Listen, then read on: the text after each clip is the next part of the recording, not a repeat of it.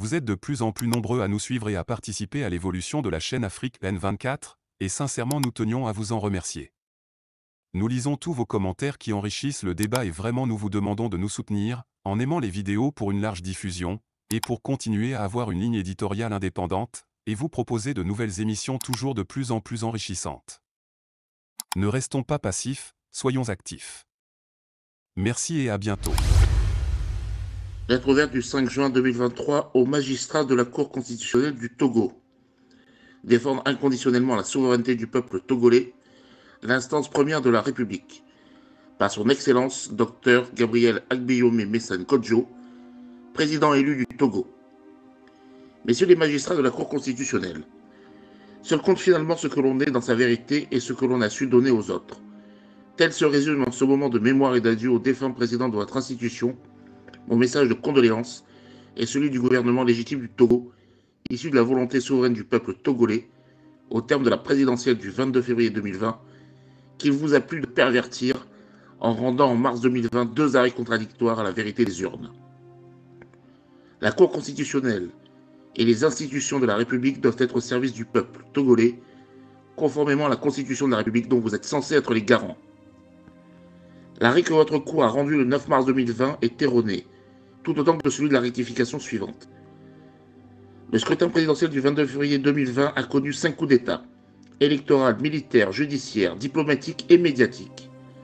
Pourtant, vous avez proclamé le perdant vainqueur, après plusieurs contorsions, dans une ambiance de terreur et non sans arrogance lors du parjure d'investiture du 3 mai 2020, où le président de la Cour constitutionnelle, M. Abdou Assouma, déclarait « Lex est code notamus ». Ce que nous disons fait loi, le suffrage universel a donc décidé, il n'y a plus personne pour s'y opposer. Le monde entier sait que la réalité est tout autre, et le puissant membre du parti au pouvoir ne pouvait ignorer que son parti, laminé dans les urnes, fut obligé d'envoyer des émissaires auprès du réel vainqueur pour des actes de subornation, dont celui de l'actuel ministre des Transports du gouvernement illégitime, M. Afo Hatcha Dedji.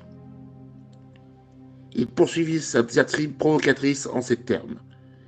Si d'aventure par mégarde ou étourderie quelqu'un tente de s'y opposer, la force va rester à la loi. Dans sa rigueur, quel que soit l'âge de son auteur, la loi est égale pour tous. On ne peut pas se réfugier derrière son âge et défier l'autorité. Même sur une civière, l'auteur doit répondre de ses actes devant la justice. Notre Cour constitutionnelle n'est pas une église. Ce n'est pas l'église de Monseigneur Pozro. Leur république, c'est la république godwanaise, une république imaginaire. Un véritable parjure et une haute trahison du souverain peuple togolais, dont la volonté a été lâchement détournée pour satisfaire des intérêts partisans. La Haute Cour, dans cette épopée électorale, s'est totalement écartée de sa mission, la régulation des institutions de la République et des pouvoirs publics, la garantie des droits fondamentaux de la personne humaine et des libertés publiques. Si tel n'était pas le cas, je ne serais pas victime d'autant d'abus de droit, à savoir le siège de mon domicile pendant 70 jours par une horde des forces de défense et de sécurité avec du matériel de guerre, les violences subies, la vandalisation de ma résidence, la levée irrégulière de mes immunités, la poursuite judiciaire en plein processus électoral et le refus d'exécution de l'arrêt du 24 mars 2022 de la Cour de justice de la CEDEAO, condamnant triplement l'État togolais à me rétablir dans mes droits.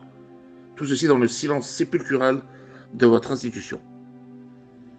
Votre Cour a crédité M. Faure Gnassingbé de plus de 70% des suffrages qu'il n'avait jamais réalisé lors de ses mandats précédents, et conféré au bulletin nul la deuxième fausse vedette de ce scrutin avec près d'1 million de voix, soit 28% des votants, surclassant l'ensemble des 6 autres candidats. Trêve d'absurdité.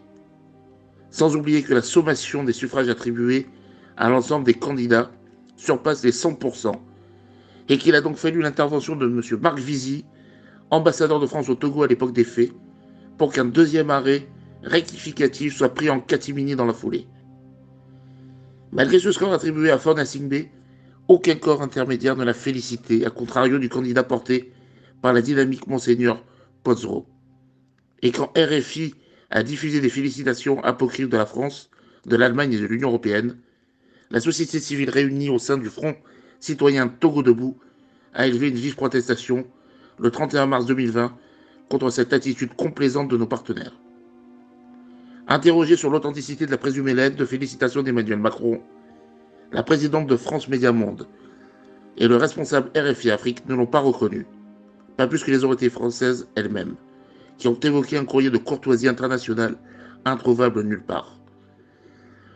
Tout ceci motiva l'interpellation du 24 mai 2023 faite à l'ambassadeur de France au Togo de rendre publique cette prétendue lettre de courtoisie internationale pour faire la lumière sur cette ténébreuse affaire.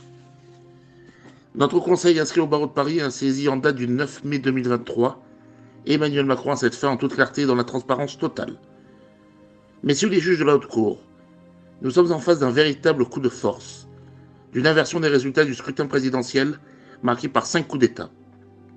Dans ces circonstances, la loi fondamentale de notre pays, à travers les dispositions de son article 150, confère à tout Togolais le droit de se désobéir et de s'organiser pour faire échec à l'autorité illégitime.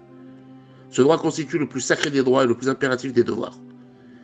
Au demeurant, la gouvernance du pays s'est totalement écartée des dispositions du préambule de notre Constitution. Bâtir un état de droit dans lequel les droits fondamentaux de l'homme, les libertés publiques et la dignité de la personne humaine doivent être garantis et protégés. Convaincu qu'un tel état ne peut être fondé que sur le pluralisme politique, les principes de la démocratie et de la protection des droits de l'homme tels que définis par la Charte des Nations Unies de 1945, la Déclaration universelle des droits de l'homme de 1948, les pactes internationaux de 1966 et la Charte africaine des droits de l'homme et des peuples adoptée en 1980 par l'Organisation de l'Unité africaine. Vous conviendrez avec moi que la gouvernance du pays connaît de graves dérives autocratiques. La corruption généralisée, ce qui a fait dire au président de la Cour suprême que ce fléau est le sport préféré des Togolais après le football.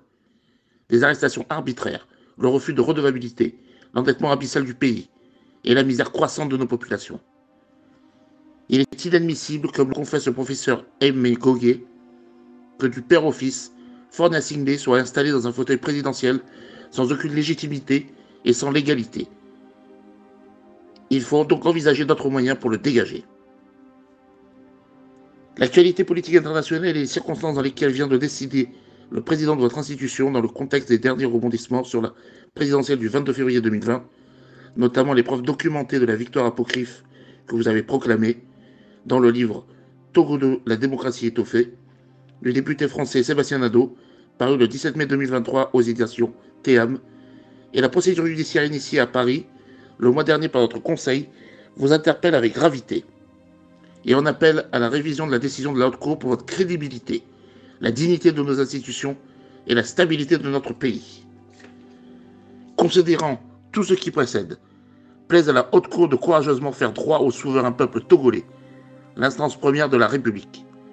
Nul doute que votre rôle de garant de la Constitution de la République ne se peut sans la force publique dévolue aux forces de défense et de sécurité, et que vous n'êtes pas le serviteur de puissances étrangères, si ce n'est exclusivement du peuple togolais.